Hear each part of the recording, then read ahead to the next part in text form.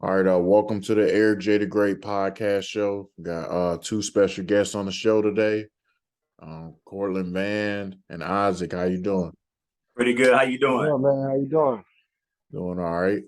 So this is kind of a different episode from what I'm accustomed to doing. It's kind of think it'll resonate with a lot of people. With a charity that Van and Isaac has going on. I think that's real beneficial to not just people from our background, but anybody that wants to join this and contribute to this good cause and concrete roads. So without further ado, I'm gonna let y'all have the floor and y'all just tell the people what Concrete Rose is all about and the mission, the history, things like that. How you doing? I'm Cortland Van. I'll be the representative for the state of Kentucky. I also work out of the state of Louisiana. My biggest part of, or what I take away from Concrete Rose is I like to give back to the community.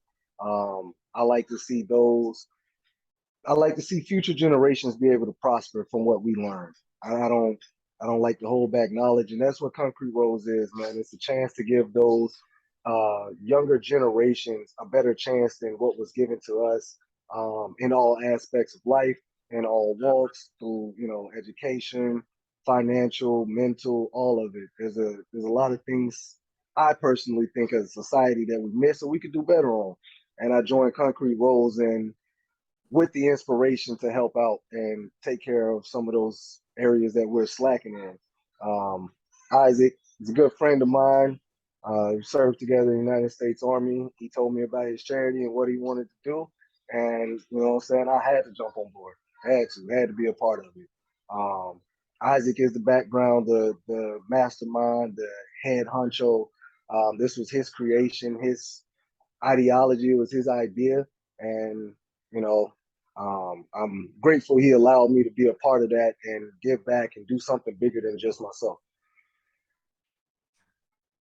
Yeah, absolutely, man. Isaac, you got the floor.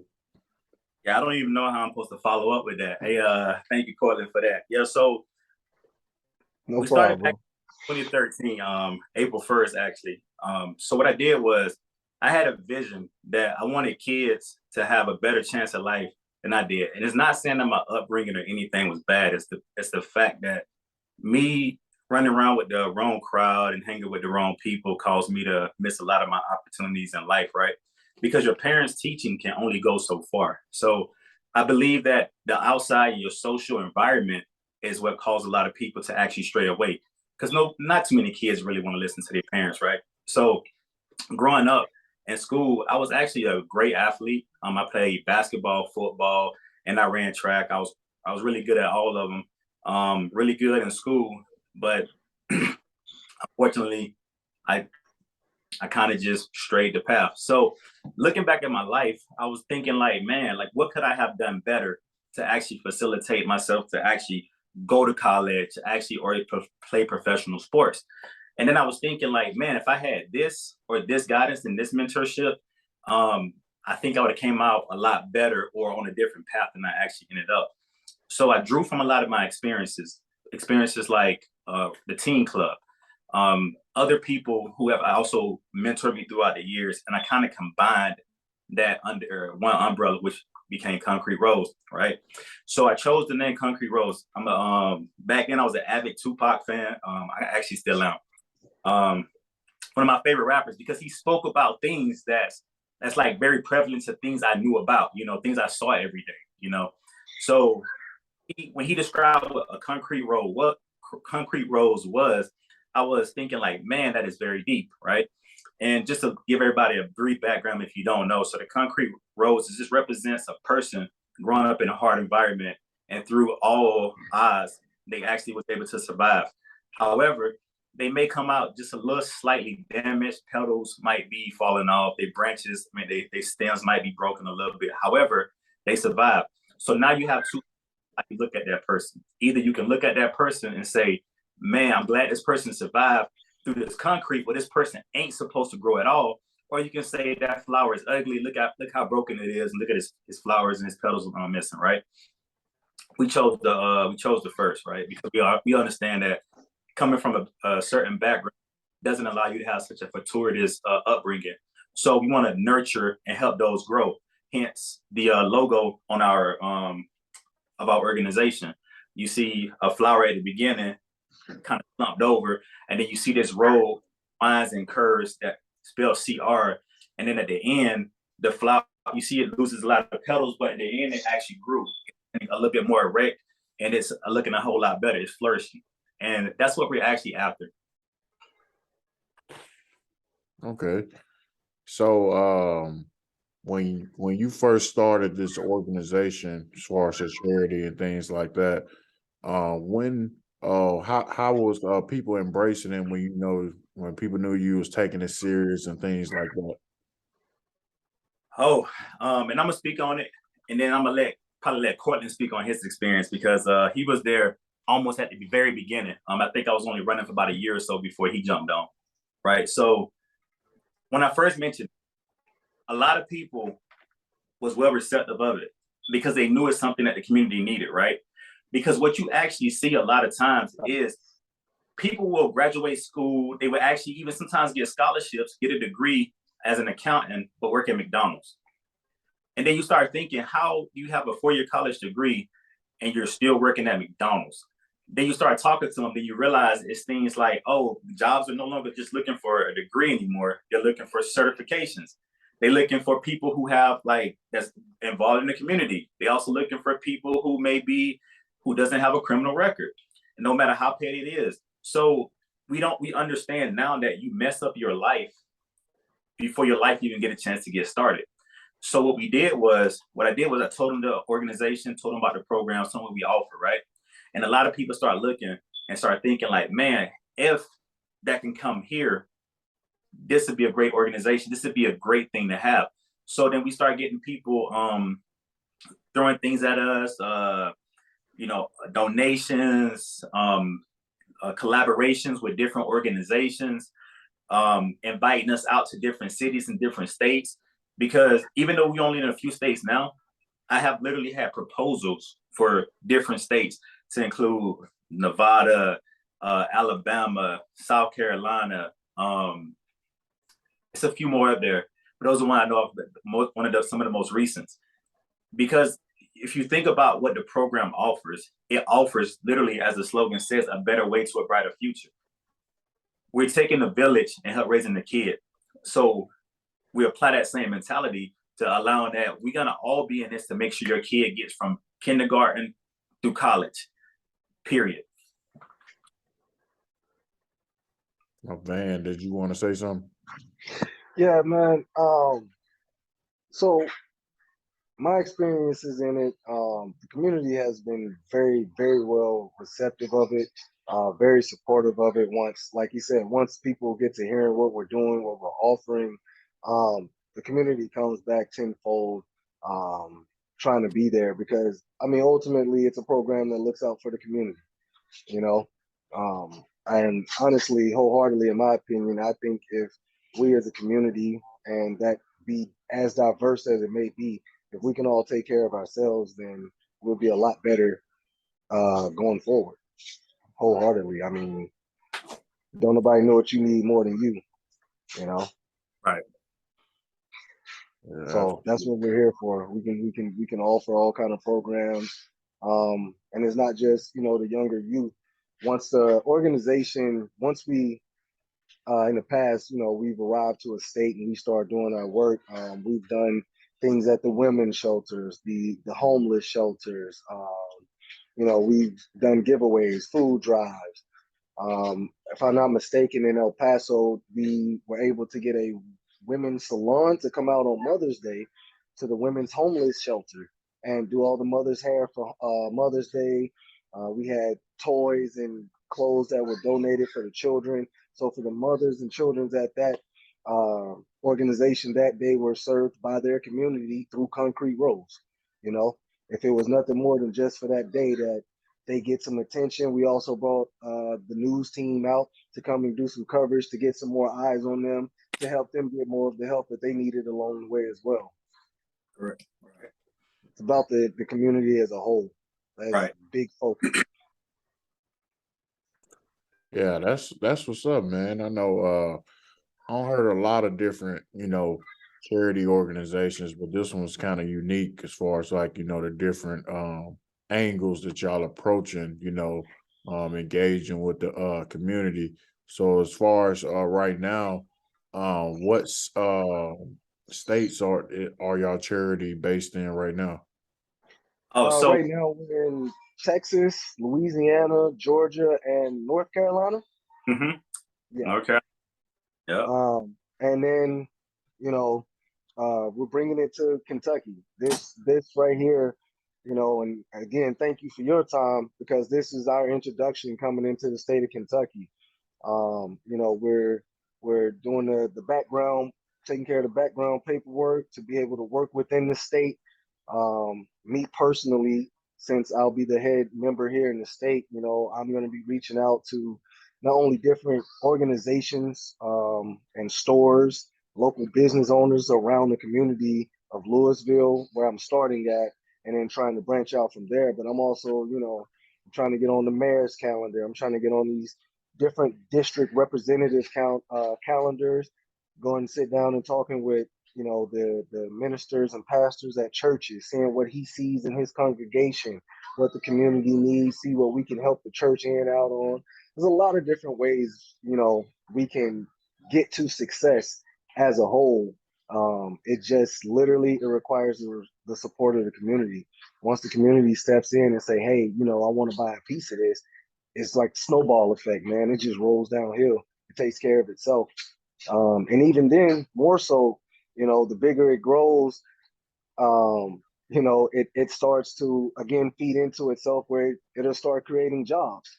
Because then, at some point you'll need different personnel within Concrete Rose's organization to look over different regions, take care of different projects where, someone who once was a part-time volunteer is now a full-time employee.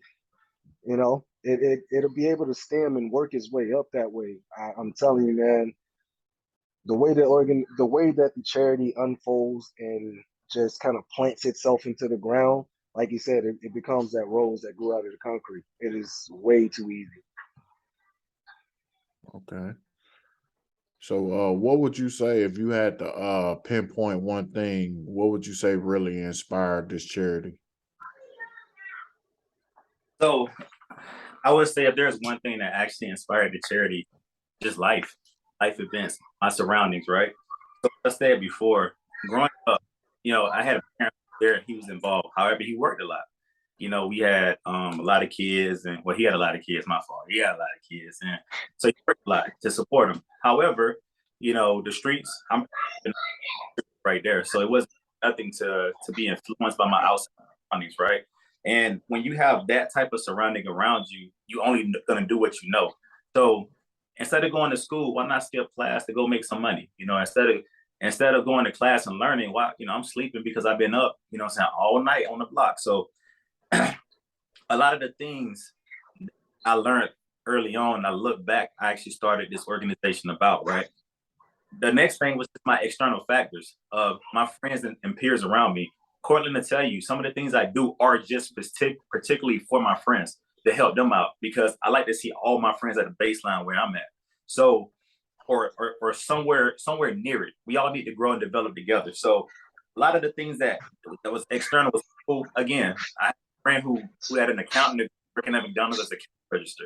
I mean, as a cashier, and I don't believe that that's what for. But then you start talking to him, got petty theft on his record, and it's like you couldn't get a job because you got some petty theft. So it's like, how do we mitigate this and things like that from happening where people are putting forth the effort, they up, but they put forth the effort later on to try to get that second chance in life. So what they do is go ahead and eliminate the ability to actually get in trouble initially, and then allow them to actually progress and grow and develop and introduce them to new things that they otherwise were used to. So a lot of these external factors I had actually motivated to actually want to start this organization. Okay. So as far as the way the organization is set up, do you guys have just talk about the website, what's on the website and how people, if people want to donate to this cause, how can they go about donating to it? So Well, Formalize is the websites. I am bringing a Facebook page, or I'm creating a Facebook page for the state of Kentucky, as well as Instagram, and later on down the road, once we start getting some events rolling, and we start being able to show face in the community the way that we want to, I'll probably get us a TikTok going. But Facebook is literally Concrete Rolls Kentucky. Um, Hopefully, by the time this come out, man, we get it to where it needs to be with all the correct information on there. Um, the website, the phone number, the way you could donate, put up some QR codes to make it very simple. They make it very media friendly. That's what I'm trying to get at. And then we do have the other website is concreterollscholars.com or is .org. .com. .com. Okay. Um, But on the website, you can go there and you can see literally, you can read our mission. You can read what states and cities we're already working out of. You can go back and see the president, which is Isaac himself, the other board members that work out of the other states. You can go and read our bio stories of there with a little background about each board member and why we chose to join and what we're trying to do for the community ultimately. And then, of course, we got pictures of the work that we have done. Because I mean, anybody can say, hey, I went to this state, did this, that, and the third, whatever, whatever, and pose fake pictures. But man, you can look at our pictures and tell the authenticity. It's there. The moments are there. If you could capture just basic human decency in a picture, man, it's there, all of it. Okay. So as far as like, when did this so you say you started this charity what year? 2013. 2013. So that's enough time to where you have seen kids grow up in this program. So like kind of explain, the growth of the kids that's been involved in this charity as far as like just seeing them go through the journey of what this charity is providing for them and how is it changing their lives. So that's actually a very good point, right? So as Cortland said, right, we do a lot of work with we do a lot of partnership work with other organizations, right? So one of them was a single mother, kind of like homeless shelter type deal, right? But it was our main focus and line of effort because the demographics and population of what we're actually targeting is there. You got a parent that comes from bad back, whatever unfortuitous with kids, right? Focus on the kids. So the things we have done for them, the donating them clothes, we actually go out actually mentor and teach them things. We actually help them with their schoolwork, and we actually did this for a number of years. I want to say about 4 or 5 years in El Paso before we actually left there. But we still in El Paso. When I say left, most of the main people had left because of military yes and such of that nature. However, throughout the process, there it was things that you could notice about them. Their grades improved, their attitudes improved. A lot of the mothers actually was able to get a job because they want to do better now. They want to do better. They see that actually is envisioning, and some of them got jobs and actually moved into their own place, which was also the purpose of that program in itself, was to try to help, like, allow them to actually have a place to stay until they're able to find a job. But if they did find a job, it's okay. You still got a place to stay. But this allowed people to motivate. We even tutored some mothers because some of them had dropped out early on and they never went back to school. So this was also a learning lesson for them. So they was able to grow together, right? And motivated them. I was talking to before I left, I was actually talking to, I think in 2017, 2018, I was talking to one of the ladies that was there, and she was telling me she actually went back to school to get her high school diploma, right? Because these are motivation. She wanted to do better for her kids, and her kids growing up, and she wanted at least be able to help them with their work the same way we was helping them. So I would say a lot of the success hinges the things that people was able to progress, like change their mentality about school and change their about, because yeah, you're living in this poor environment, but you don't have to actually accept that. This is just a blocking stepping stone.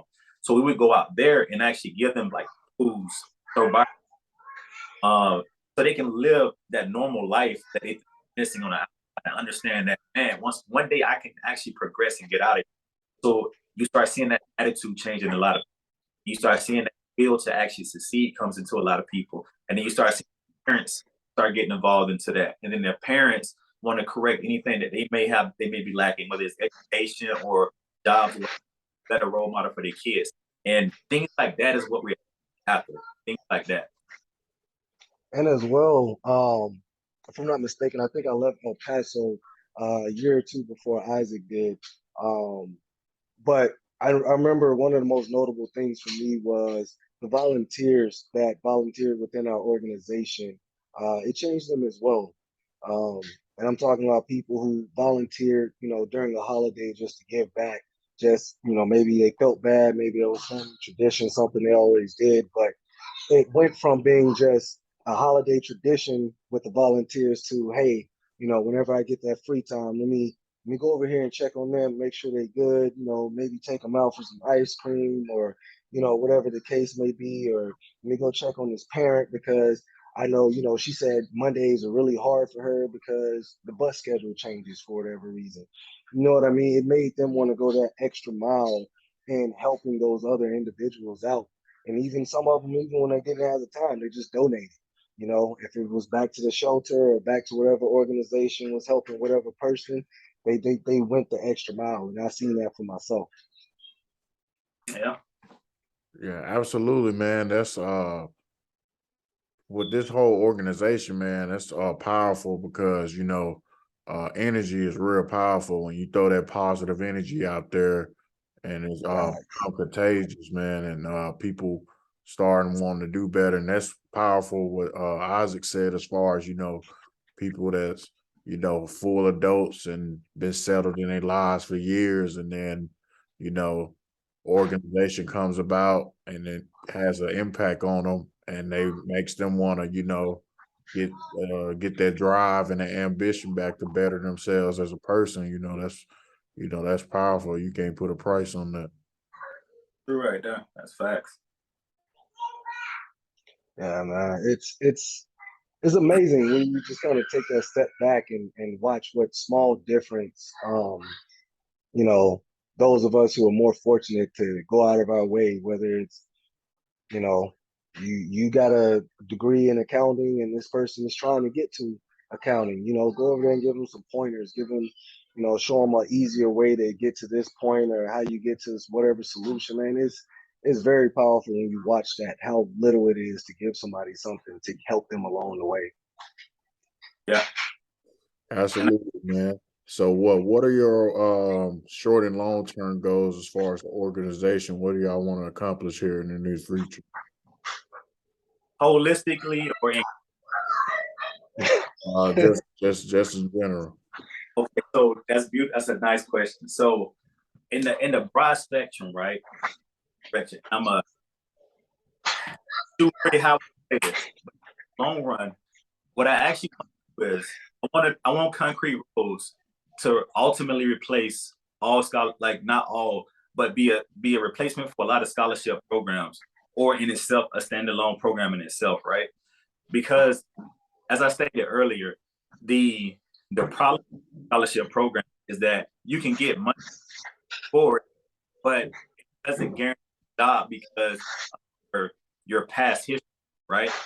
So if it if the means don't meet the end, I don't want to waste taxpayers' money to actually allow people to get scholarships that won't be able to use it because of their past. So either we need to change that law, or we need to do something better, or we need to find a way to actually curve a lot of things before, right? So I believe people need to build their own scholarships. So in the end, I want to make sure this program is a standalone scholarship program in itself, or it replaces the level state scholarship programs. Because when you have citizens and you have parents actively engaged in the community, in school, extracurricular activity, learning things like job interviews, or like metalworking, or how to write resumes, or financial management classes, right? You produce a better citizen overall in a holistic sense. You also get that parent involved so they can actually work for and work to secure that child's education. How bad do you want it? Let your child get straight A's. Let your child go volunteer picking up trash in this community. Help that child make that community a lot better. It's your community. You want to help. You want to help build it and make sure it stays safe and stay clean and be something that proud of, right? So in the long term, that's what my actual goal is, right? In the short term, we are to provide like the thing we done proved so far. We go out there and volunteer. We donate a lot of things. We actually genuinely care about people in the community to show them that there's a way out. You might be here now, but there's a way out. And then tell them our stories. Most of my people in the organization came from less than the upbringing of a background. Like, everybody has their own story. So we all come from different walks of life. However, you can go out there and tell that person the story. Oh man, I'm from the hood and this and that. I ain't gonna never make it nowhere. Well, I'm the CEO and president of this organization. I'm from the hood, and I thought the same exact thing. So, you can go tell them, they can start relating to let them know that are actually different about them. And you start getting that little burst of motivation, and then watch how far that actually carries them. That's something that we can do in itself to build actual noticeable reputation to show that what we're doing here is working. Now let's increase it and actually move it to the next step, which would then lead into my long-term goal.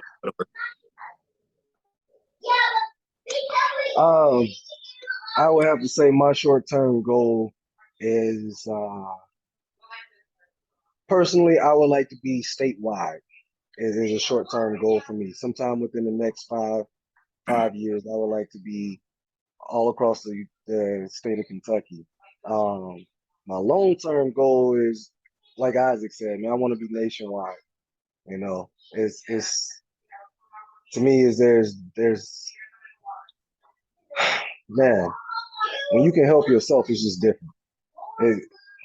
Sometimes it's hard to explain because of the feeling you get when you're able to, like, literally, like you said, you give somebody some tutoring assistance, or I've seen kids that they cry because their mom is at work all the time, or dad is at work all the time. They really want them to show up to, one or two games, or, their tutor that mom and dad hired don't really be explaining the homework in a manner where they can understand it, but mom and dad gets it. You know what I'm saying? It's absolutely insane how much little it takes to get somebody to the next step, man. And that's all I want to do. I just want to help those that want the help.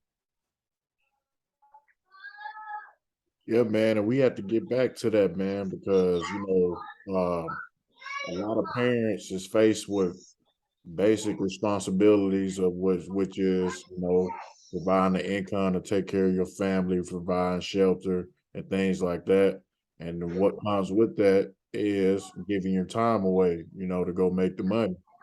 So you're gonna lose time from your kids and things like that. But with this organization, it goes back to how it was in the old days with our grandparents and stuff, when it goes back to, a village, taking a village to raise a kid, a lot Right. of people put a lot of responsibility on the parents, and it is the parents' responsibility, but you gotta have other people. You can't get there alone, You can't you Yeah, I mean, have other we ain't people. trying to.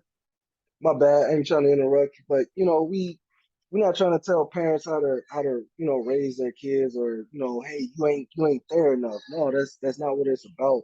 If we all come together, it makes it so much easier for us to be able to do the time or the part that we have to do. Because I mean, at the end of the day, you go from full time to just playing your role.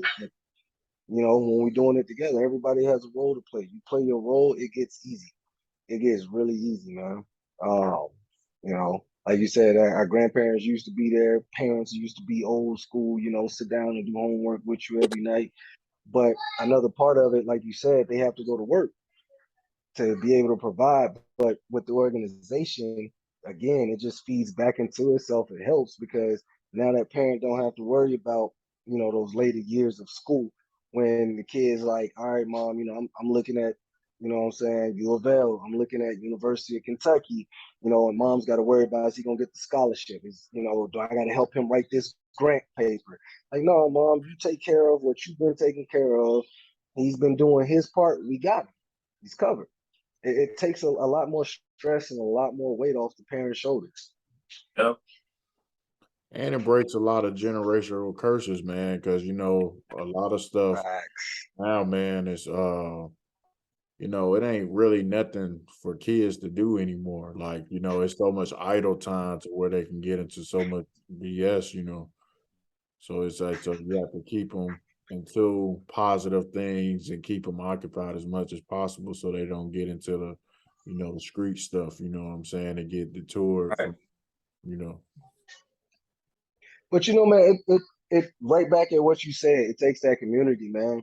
Like you said back in the day, um, our neighbors used to know all the kids running through the neighborhood doing something you got no business. Hey, you either about to take that whooping or you about to get one from your mama when she get off work. Either way, you gonna get it. And that kept us in line, man. Honestly, it did. And I'm happy somebody was there to do that for me because ain't no telling where I would be, you know what I'm saying, dead or in jail. Just being honest. But, you know, it takes that type of community to help keep our community straight. I mean, we can't give up on each other and then expect everybody to just take care of themselves out here. Absolutely.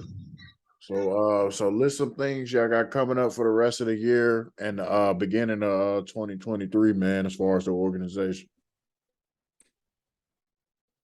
So, in the organization itself, I don't think we have anything big planned. I think, no, I don't think we have anything big planned. No, Um, my main now is to stand up, help Portland stand up, Rose, Kentucky, and then you're gonna see a major push out there. Everything else is just pretty much gonna be status quo, business as usual with everything else. I do know in the future we're planning on trying to like doing some holiday celebrations because we understand that that's like a low point for a lot of people around on these holidays. But it's all about rebuilding that to actually get to that point where we can. But definitely, since we actually have a person that's going to be boots on ground for the near future, the next push is literally Kentucky, and that's pretty much all we're going to have for concrete roads right now. I'll break it down a little bit further because he's on a lot bigger scale than me.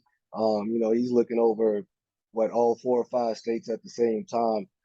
Me personally, like you said, is gonna be definitely trying to get stood up. But in the meantime, I guess in the sense of a business conversation, you know what I'm saying? I'm trying to rub some elbows. I'm out talking to community leaders. I'm out talking to business owners. I'm trying to gain the support in the meantime while we're standing up at the same time. So I'll be doing a little bit of double work, but I mean it'll be worth it. It'll pay off in the end, especially once we say, hey, we're ready to take action. Um, then it's easy. It's just go from there. Okay. So it's closing remarks, man. Any last thing y'all want to say to the people, man, as far as the organization and stuff is concerned, and let people know how they can find y'all on social media and how they can find the organization on social website, things like that. You want to take? Okay. So again, for media purposes, right now we do have Facebook. We will be standing up an Instagram, and a TikTok. It's gonna be Concrete Rolls, Kentucky, as well as our actual website for the charity itself is concreterollscholars.com. Um, if you want to know more about what we're about in depth, in deep detail, you can contact us. You can contact me. My name is Cortland Van on Facebook, KortlonVan. If you're a business owner or just somebody looking to volunteer, you need help, please feel free to reach out. You know, if you need the help, I'm not out here to put your business out. I ain't gonna be like, oh, such need that. No, man, we out here to help. Whatever it is that I can do for you, I'll try to help you out. The organization will try to help you out. And please, if you want to be a part of the organization, you want to help out, you want to donate, you want to collab, hit us up, man. We open to everything. Everybody hit me up. You know, I'm here for the community. Show me y'all here for yourselves. And I think from my perspective, I like what Cortland said. Ultimately, if you want to be a part of the organization, contact us. You can contact me at Concrete Road Scholarship at yahoo.com. That's the official page for the organization. Reach out, come talk to us. We're always looking for new, innovative ideas that actually better suit the community. So if you think you have something, or Eric J, I'm pretty sure you have listeners in more than just Kentucky. So if some of your listeners want to bring the organization to their state, or even further expand it into Kentucky, simply reach out, send to myself or Cortland. Either way, we'll put you in contact, and then we'll also try to facilitate and see what we can actually do with some type of collaboration. Okay. And one last question before we get off here. For anybody that's in the same position you was back in 2013 when you first started a charity, and they have starting a charity on their heart, it might be for a different reason or whatever the case was. What is some advice you would give to somebody that's just now about to start a charity and they don't know the journey that's ahead of them, like, from all your previous experience that you had when you started and some mistakes you probably made in the beginning or lessons you learned? Oh, that's I think that's finding in that role back there, Eric. So when I first started, and I give some I guess the simplest advice I can, so it's not too convoluted, right?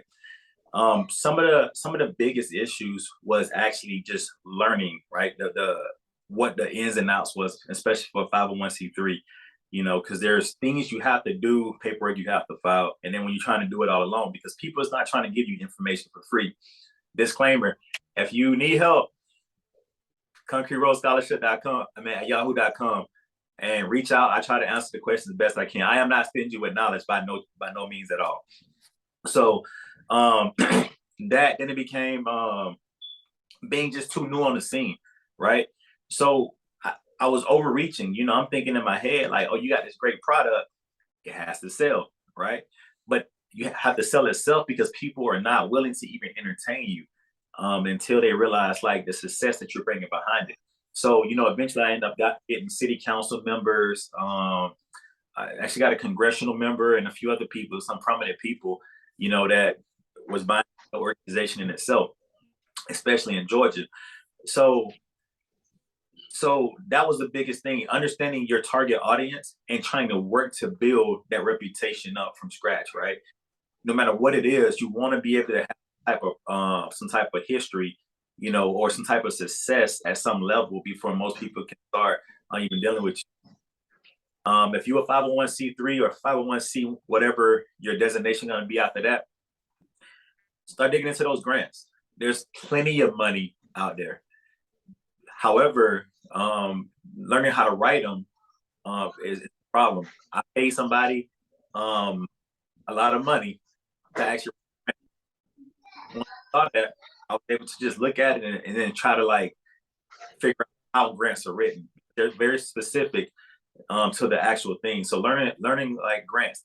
And a lot of places give you grants. Walmart typically have grants at the local level. Bank of America, like usually big organizations typically have small giving grants and things that they give back to the community that they serve. So looking at that, but then there's also federals and state grants that you can also apply for as well.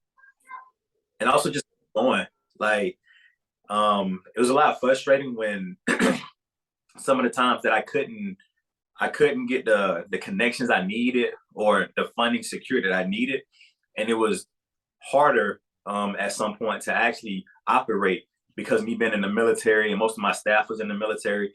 We came from very diverse backgrounds, and it's like we're always here, there, overseas and coming back, you deploy, you know how it is in the military. So very hard. And it's just, it became like demotivating at one point. But then you start realizing, what are you doing it for? So get back to why you're doing it, right? Get back to the why you're doing it, and understand that this is actually bigger than you.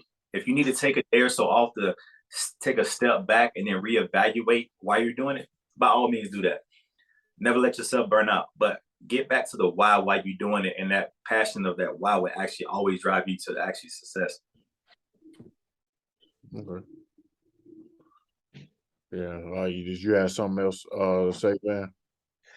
Yeah. One last disclaimer, and I think it's probably the big one that we forgot to mention, is that we're a nonprofit organization.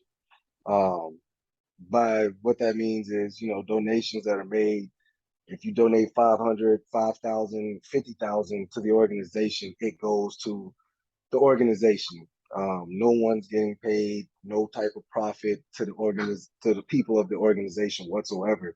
So this is literally just love. It's out of love for the community and love for the people.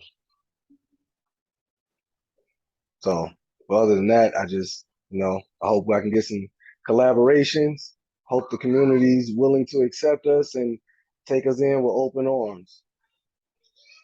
Yeah. Absolutely, man. I appreciate both of y'all coming on the podcast, man. And anytime y'all want to come on to spread the word out about whatever you got going on, man, feel free to hit me up anytime. Hey, appreciate you for having us, man. Definitely appreciate you, Eric J. Definitely appreciate you. All right, man. So this wraps up the episode of the Eric J, the great podcast. I need everybody to go support Concrete Grows, what they got going on, and all the people that know me in Kentucky. Be on the lookout for Concrete Grows in the community. I've seen some people working out here in the community, but it's definitely a big need for that out here in Louisville. So from what I've seen up close. So be on the lookout for what Concrete Rose got going on. It's a great organization, doing a lot of good things, and just very, very powerful movement. It's kind of hard not to relate or to feel, what they putting out there. So, and I appreciate everyone that's been supporting the podcast, and be on the lookout for more content, and y'all have a good night. All right, Eric J. I'll take it easy. Right.